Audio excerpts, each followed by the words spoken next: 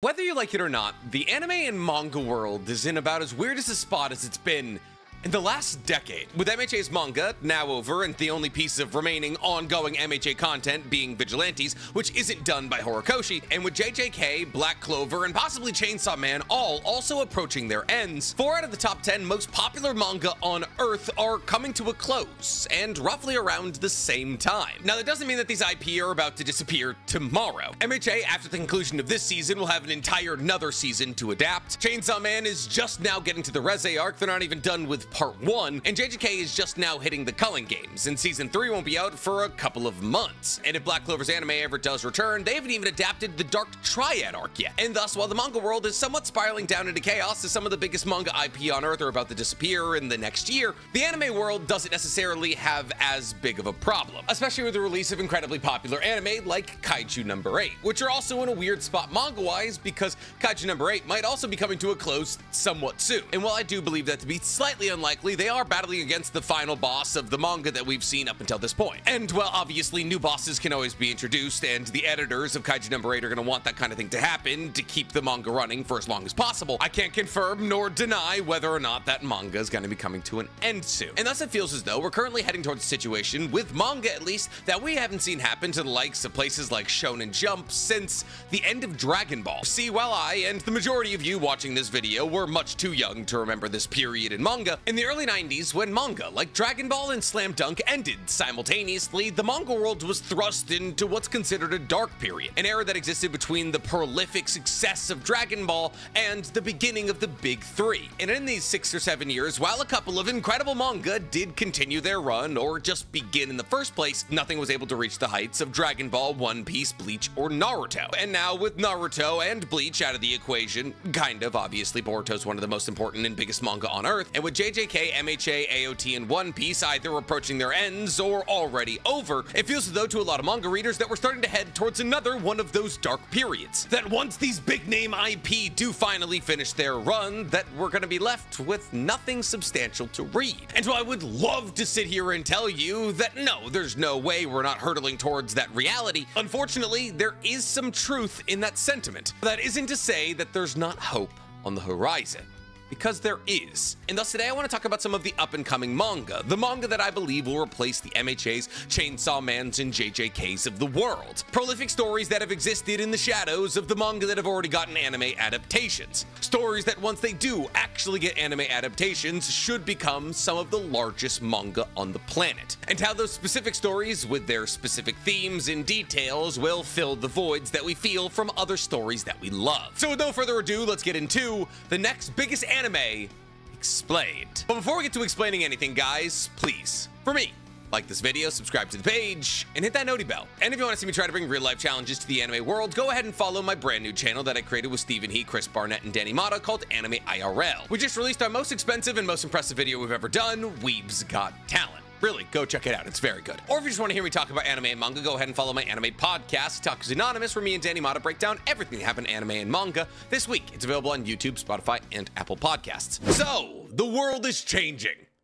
And that's scary. Some of the manga and anime IP that we love aren't going anywhere anytime soon, like Boruto and possibly Chainsaw Man and possibly Kaiju Number 8. Two titans of industry like JJK and MHA coming to a close at the same time is hard to ignore. Tie that into the fact that one of the biggest anime of all time, Demon Slayer, is now heading into its final arc, and the fact that we just lost Attack on Titan less than a year ago, and anime and manga fans all across the world are starting to get the itch. So how are we going to replace these absolute titans of industry? Well, fortunately, there's 3.5 manga that are storming up the rankings. 3 of which that have already been guaranteed anime releases, and a 4th of which that will almost definitely receive an anime adaptation in the near future. But what are these 3.5 or 4 manga, and what will they replace? Well, let's get into it. Let's first start with the half that we were talking about. The half, as I quantify it, is Kaiju Number 8. See, Kaiju Number 8, as it currently stands, is the 6th most popular manga on Earth, and that's just based off weekly reads from Shueisha. Shueisha. And that's actually really impressive when you consider the fact that Kaiju number 8 hasn't released a new chapter since July 18th. And thus, Kaiju number 8 still holding on to those kind of numbers when the manga above it and the manga below it have released since then is very impressive. However, Kaiju number 8 wasn't always a top 10 in popularity manga. In fact, Kaiju number 8 usually trended prior to the release of its anime in the area of the 11th or 12th most popular manga on Earth. Below things like Black Clover, Oshinoko, and Spy Family, all things it now exists above. And that's because Kaiju number 8's anime release was one of the most positively received anime adaptations I've seen in a long time. See, outside of the fact that nobody likes how little detail they put into everybody's faces and how round they made everyone's faces, and also how skinny they made Kaiju Kafka, the action and the humor of Kaiju number 8 played perfectly to an anime adaptation. Not only did we get to see a bunch of incredible fights, like Hoshina versus Kaiju number 10, and Kafka versus Isayao, but the humor of the manga, when given sound effects and good voice acting, played really well. Tie that into the fact that Kaiju number 8 did something that is incredibly rare in the anime world and decided to release their sub and dub simultaneously. Kaiju number 8 was immediately accessible to both sides of anime fandom, whether you're a dub or a sub loyalist. But why do I quantify Kaiju number 8 as a half in the equation of anime and manga that will take over the world in the next couple of years? Well, because Kaiju number 8's already got a first season anime adaptation. You knew about Kaiju number 8, we've talked about it on this page. It was the anime sensation of the last season. However, that doesn't mean that Kaiju number 8 isn't without its problems. See, Kaiju number 8's first season adapted roughly the first 30 or 40 chapters of the manga. And while that's pretty standard pacing, unfortunately, with the way the anime schedules work nowadays, Kaiju number 8 might run into some serious problems here pretty soon. See, Kaiju number 8 as it currently stands is only 111 chapters long, and if we were to apply the anime scheduling of really any of the top anime we're talking about replacing, like JJK or MHA or even Chainsaw Man, a lot of anime studios are now pushing out to get at least 12 episodes out every year, with MHA and Bones endeavoring to do even more than that. But if we're consuming roughly 40 chapters for every 12 episodes of content we're getting from Kaiju number 8,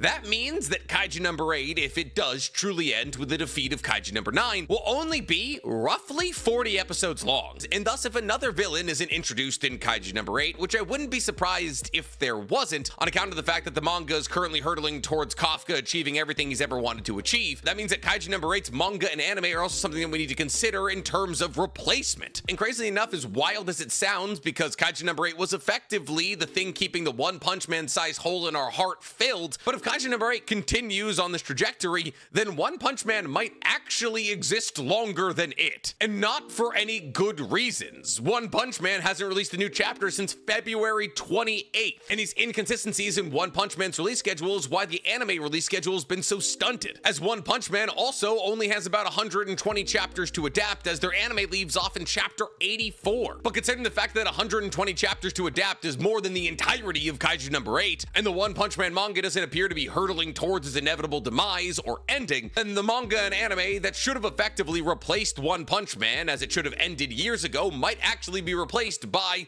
the stunted release schedule of One Punch Man. But why am I talking about these two like they're tied together at the waist? Well, that's because fundamentally the stories are very similar and they fill a similar niche in the anime and manga world. They're both essentially kaiju busting anime with a broken MC and a cast of characters around that broken MC who make the broken MC seem more interesting, as people like Mina, Hoshina, Gen, Ichikawa, and Kikuru and Kaiju number 8 do a lot of the emotional heavy lifting, while Kafka is used for hype and comedy, which is a very similar situation to Saitama in his own story. And thus the existence of a comedic kaiju buster has always kind of been a staple in the manga world. At least it has been for the last decade or so. But enough about the halves, let's move on to the actual manga that I believe will take over the spot of all the industry titans that are slowly fading into oblivion. And before we get to talking about the two manga that have already had their anime announced and leaked, let's talk about the anime that I believe will almost definitely get an anime announcement soon, but it's just too early in its run to get that kind of announcement right now. And that would be a manga that we've already talked about on this channel rather extensively, Kagurabachi. You guys remember Kagurabachi, right? The manga that when it released, everyone said enough time has passed, Kagurabachi's stronger and better than Luffy. The manga that went so incredibly viral for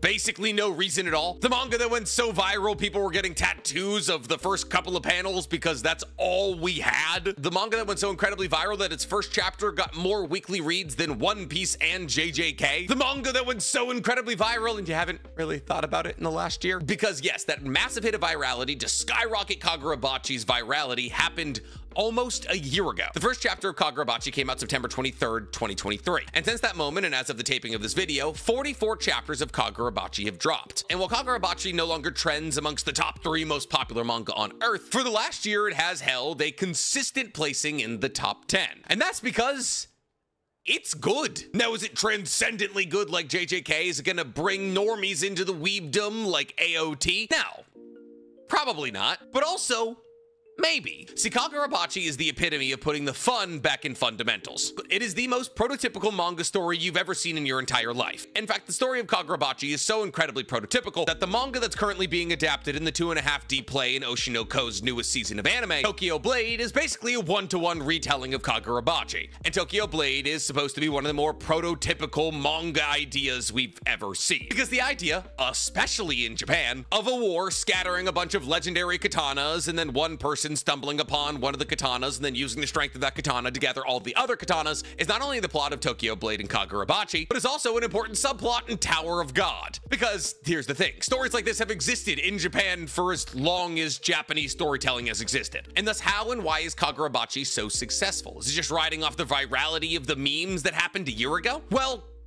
maybe. In fact, that can't be ignored because the virality of all those memes did make hundreds of thousands of people go to read Kagurabachi. And of those hundreds of thousands of people, if even 1 in 10 people decided to keep up with the manga, that was going to lead to a massively successful manga run. And therefore, while the virality of the early chapters of Kagurabachi cannot be ignored when trying to calculate why it's so popular, in actuality, the reason Kagurabachi is as popular as it is because it's good. It's well drawn, the powers of the universe are really cool, there's really cool sub-factions of good guys and bad guys, the humor is genuine, the action is compelling, and Chihiro is a really good MC. And thus, for all intents and purposes, Kagurabachi is basically just Demon Slayer. Demon Slayer is also an incredibly formulaic story, but Demon Slayer proved to the entire anime and manga worlds that formulaic isn't bad if the formula is followed well. Sometimes you don't need a JJK level power system or an AOT level political scheme to make an IP good. Sometimes you just need a boy collecting some blades and cutting down bad guys, and that's what Demon Slayer is, and that's what Kagurabachi is. And thus, for the last year or so, Kagurabachi has been filling the Demon Slayer sized hole in my heart because Demon Slayer's manga's been over for years now. On top of this, when we consider the fact that Kagurabachi is only 44 chapters into its run, and based off the current pacing of Kagurabachi, it should be several hundred chapters long, then Kagurabachi should be filling that Demon Slayer-sized hole in my heart for a long time. But when you tie that into the fact that Kagurabachi probably won't get an anime adaptation until it's at least 100 chapters into its story, then that means we probably won't be looking at the release of a Kagurabachi anime for at least another year or 2, which would mean that Kagurabachi's anime release would coincide pretty well with the release of the Demon Slayer movies, and thus Kagurabachi would almost perfectly pick up the baton from Demon Slayer. Now, as to whether or not Kagurabachi is able to nail the mainstream hype as well as Demon Slayer is yet to be seen, and there's a better likelihood than not that it won't. Not because Kagurabachi isn't as good as Demon Slayer, but because Demon Slayer just blew up. And while you could say the same thing about Kagurabachi's beginnings, to blow up to the size of Demon Slayer is almost impossible. But it does allow me to sleep at night to know that Demon Slayer will have some form of a replacement. But we've talked enough about Kagurabachi on this page. Let's move on to our next manga. And this is a manga that's been in the news for the last couple of days. It is actually the reason why I'm making this video today. Because the next manga we're going to talk about is Dandadan, which I always want to call Dandadan. Now, this manga, which has been trending in the 11th to 15th most popular manga for the last year or 2, obviously got its anime announced a couple of months ago. And the news of that anime adaptation has been dominating the news cycle for the last couple of days, because not only was the first episode of Dandadan shown at Anime Expo and therefore leaked. Yeah, they say you can't have your camera out, but they also can't police like 3,000 people. But studios know this. It's not the end of the world if the first episode they show at a convention leaks. However, that's not where the leaks stopped, because Dandadan's first season, or more specifically its first 6 episodes, were caught in one of the biggest anime leak sessions we've ever seen in our entire lives. And all of this came from Netflix. See, in a classic story of sometimes procrastination is the best way to approach your homework, Dandadan, which appeared appears to be massively ahead of schedule, at least comparatively to some of the other anime projects we've seen come out in the last years, has a number of its episodes already completed. Now, we can either chalk this up to Science Saru, the people who are animating this season of Dandadan, being a competent company filled with animators who possibly enjoy their jobs, or we can mark it up to the fact that Science Saru doesn't have a ton of other projects it's working on. Regardless, Science Saru, unlike MAPPA, who was completing episodes of Season 2 of JJK hours before their release, had so many episodes of Dandadan's new season that's coming out in October done that the leaker was able to leak half of the season. And that's just what some reports are saying, as other reports are saying that the entirety of the first season of Dandadan has been leaked. And that claim isn't the craziest thing of all time when you consider the fact that ReZero's entire third season was leaked, the entirety of the Terminator anime was leaked, Ranma 1/2 was leaked, and Mononoke the movie was leaked. And this is not only one of the biggest anime leaks we've ever seen, but one of the biggest information leaks we've ever seen. A leak like this could lose Netflix and animation companies millions of dollars. See, because while I haven't gone out and scoured the internet for these leaks, because I want to support the animation companies that made these projects and make sure that they're getting paid adequate wages for the work that they've done, there's absolutely people out there who heard, oh my god, I get to see Dandadan a couple of months early? Yeah, I'm gonna go ahead and do that right now. And thus, unfortunately, for projects like Dandadan, the Terminator anime, Ranma 1/2, and Mononoke the movie, hype surrounding their official releases will be inherently lessened. And that could be really bad. See, initially, this is all I wanted to talk about today, but then I realized it probably wasn't enough content to make an entire video. But the reality of Dandadan's first 6 episodes leaking could be potentially fatal to the continuation of this series. See, like I said, while the majority of people who are excited about Dandadan are waiting for its official release, that doesn't mean everybody is. And thus, since the first 6 episodes will have existed on the internet for several months by the time that the first episode is officially released, the hype generated around the first 6 episodes and the amount of people who watch them will be significantly lessened, which means the viewership numbers, the Blu-ray sales, and just the general metrics for Dandadan will be lower than they should have. And since the anime world is so incredibly cutthroat, there's a solid possibility that this dip in the viewership of the first 6 episodes of the Dandadan could be a fatal blow to its ability to get a second season. Though, I don't believe that's likely. See, because the anime and manga world has decided to do a full 360. Anime and manga in the early 2000s, in the late 90s, was weird. Like, really weird. Shows like Space Dandy, Gintama, and Bobobobo dominated in anime cycles. And while none of these shows were ever the most popular anime that were out and running while they were running, these were still mangas that got the majority or the entirety of their stories adapted in the form of anime. However, after the conclusion of these stories, we decided to enter a cycle of hyper-serious manga, as manga like Attack on Titan decided to take over the entire anime world. However, we're now once again beginning to turn back towards being silly, goofy guys. And I genuinely believe the reason we began to take that turn is none other than Tatsuki Fujimoto in Chainsaw Man. However, if you're looking for a funny, goofy, unserious, but incredibly cool time, there's really no better manga than Dandadan, which mixes the occult aspects and incredible action and art of JJK and the full-on fervent fever dream ridiculousness of Chainsaw Man. It's a young love story about 2 kids trying to find ghosts and aliens, and they stumble upon turbo grannies and we'll call them robotic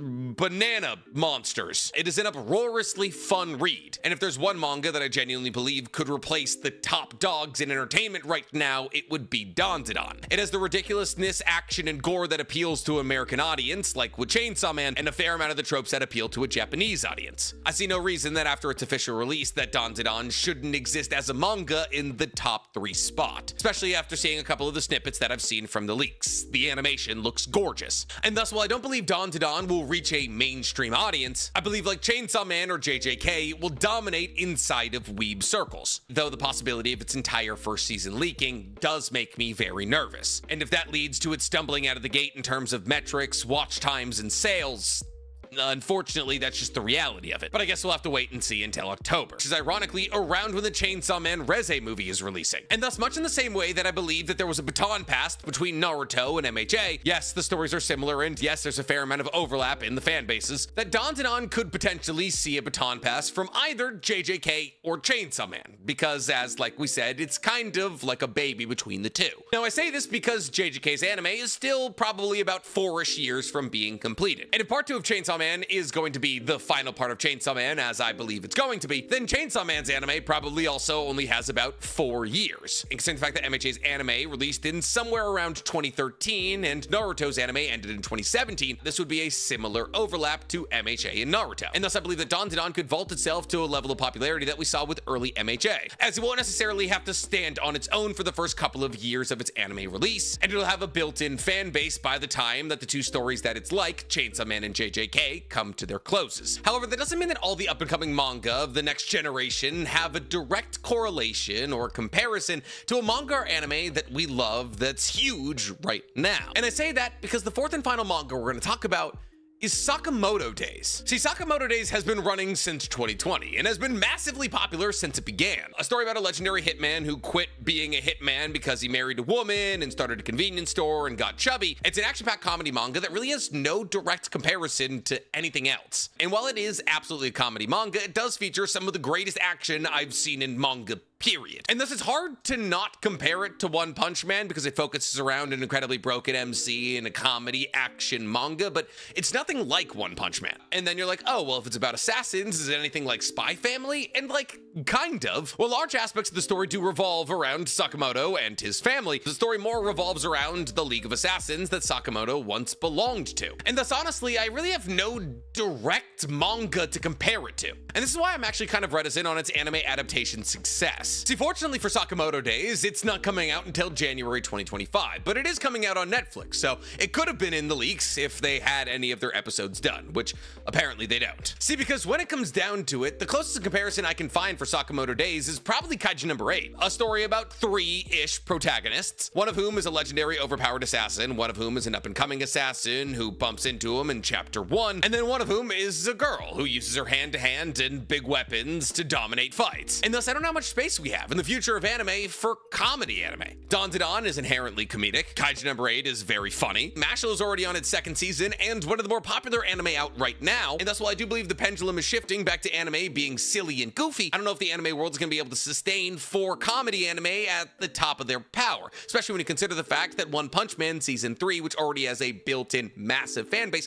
is also coming back. And thus when it comes down to the success of the 4 manga we've talked about today, I have the least faith in Sakamoto Days, even though I love the story. I just feel like nowadays you need a thing. Kaiju number 8's thing is that it was the first of this newest generation to come out. Kagurabachi was memed into oblivion until it eventually became one of the most popular manga on earth. Dandadan is eccentric, colorful, beautiful, and hilarious. And while Sakamoto Days also fills a lot of those same categorizations, unfortunately, it's going to be the last out of all of these things outside of Kagurabachi to come out. But that doesn't mean I'm rooting against it. In fact, I'm rooting for it. The more good anime, the better for me. But that isn't actually all the manga I want to talk about today. See, because those 4 manga you probably knew about. You're a well-seasoned weeb, and a lot of those manga have either gotten their anime adaptation already or just about to. And while I do genuinely believe that out of all those manga I just listed, Dandadan has the highest level of potential, I actually believe there's another story. A story that's going to be animated by Bones and come out in 2025 that has a higher level of potential than Dandadan. And that story would be none other than Gachi Yakuta. See, Gachi Yakuta is tough to rank in terms of manga popularity because it's not serialized on Shueisha or Shonen Jump. In fact, ironically, the easiest way to read Gachi Yakuta is illegally, as pretty much the only way to get Gachi Yakuta, at least in America, is to buy the physical volumes. However, because for some reason getting our hands on the manga is so incredibly difficult, unfortunately, this manga isn't as popular as it should be. However, I believe this manga is the most unique manga I've read since Sabuki Bisco, which actually isn't a manga, it's a light novel. It's a story that can best be surmised in 2 words.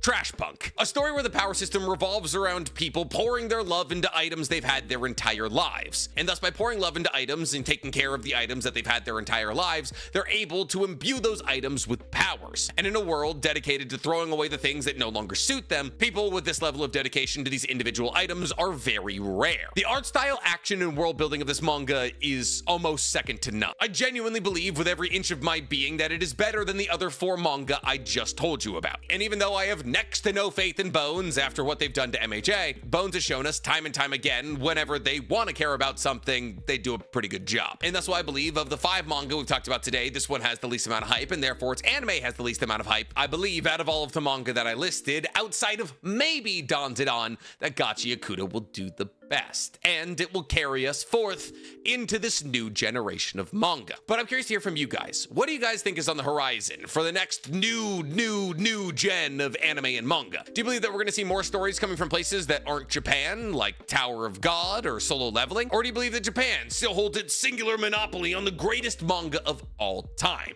Tell me in the comments below, and while you guys are down there, please, for me, like this video, subscribe to the page, and hit that noti bell. And oh yeah, One Piece will be running until I'm 50.